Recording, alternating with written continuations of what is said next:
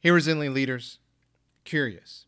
Have you ever come across a leader who's respected but not fully trusted? A leader that can communicate well, can set clear expectations, can show up consistently, but somewhere between what they say and what actually gets reinforced, there's a gap. And that gap is where trust quietly erodes. Today, we're talking about the fourth segment of the leadership integrity loop, credible follow through, and why it may be the most underestimated trust builder in your leadership toolkit. As a quick recap, the leadership integrity loop is a diagnostic tool that helps us leaders identify where trust has weakened because we've come out of alignment in one of these five connected segments: internal alignment, clear communication, aligned action, credible follow through, and reinforced trust. Now, here's what most leaders get wrong about follow through. Leaders think it's about completing tasks, hitting deadlines, closing the loop on projects. And don't get me wrong, yes, those things matter. But credible follow through runs deeper than just task completion.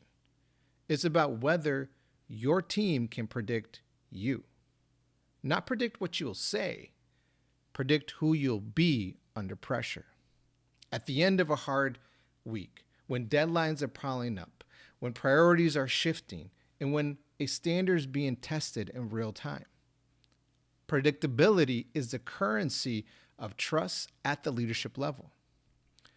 When your team can predict your standards, your accountability, and your willingness to learn out loud, they don't need you present for the culture to hold. That's the goal. Now, I've used the compass analogy to talk about different segments of the leadership integrity loop.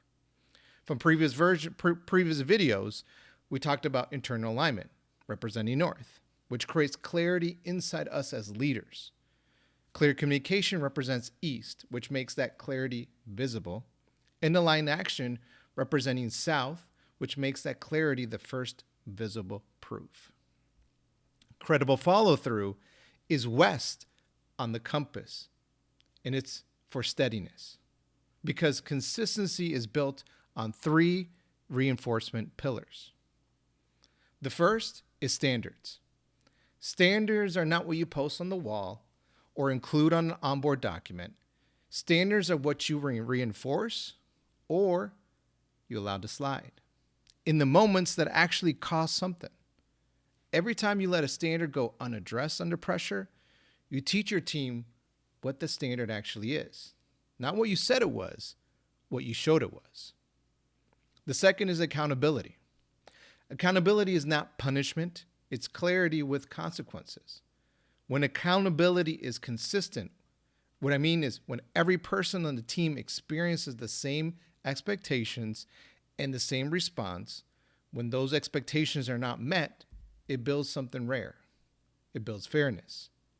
And fairness is one of the deepest roots of team trust. The third is learning. The leaders who sustain credibility over time are not the ones who never make mistakes.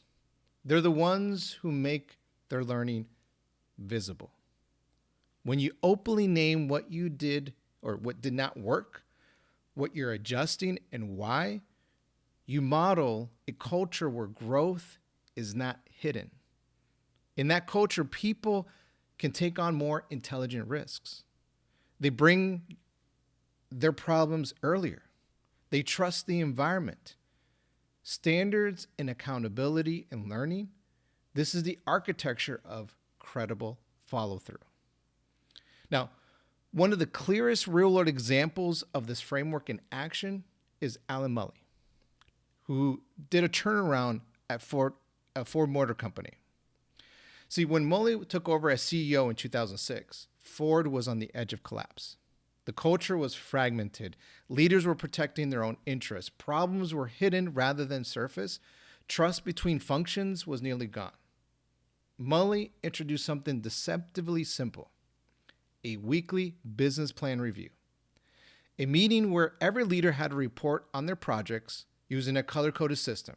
Green meant on track, yellow meant at risk, and red meant there was a problem.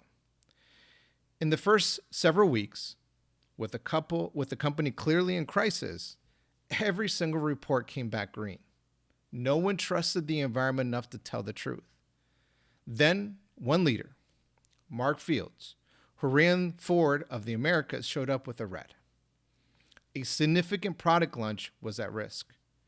He put it on the table in front of the entire executive team. Mulally did something that changed the culture of that room. He applauded. Not sarcastically, not performatively.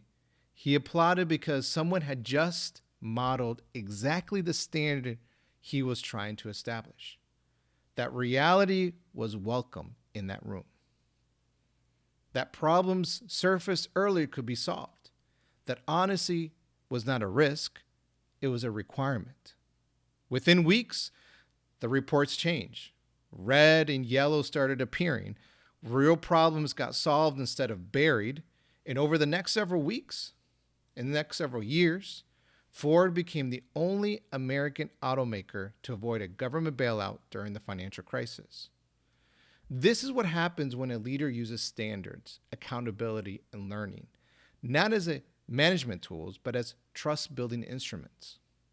The culture changed because one leader was credible and consistent enough to reinforce it every single week without exception.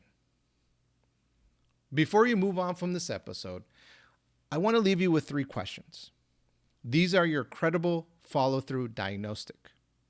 Take them seriously and also be honest. 1. When a standard was tested recently, did I address it directly or did I let it slide because the timing was inconvenient? 2. Is accountability on my team consistent across all people? Or does it vary depending on the person, the relationship, or my energy level that week?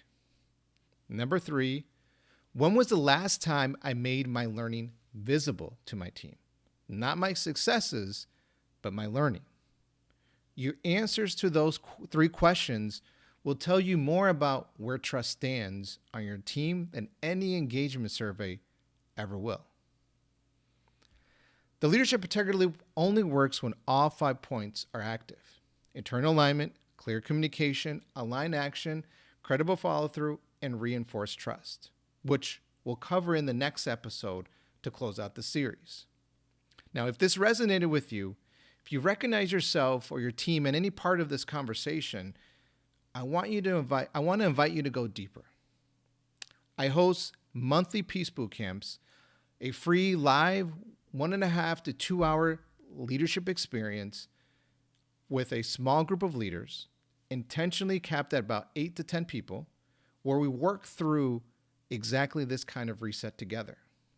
You'll walk with clear language for hard conversations, a framework to stop over-carrying, and a strong executive presence under pressure.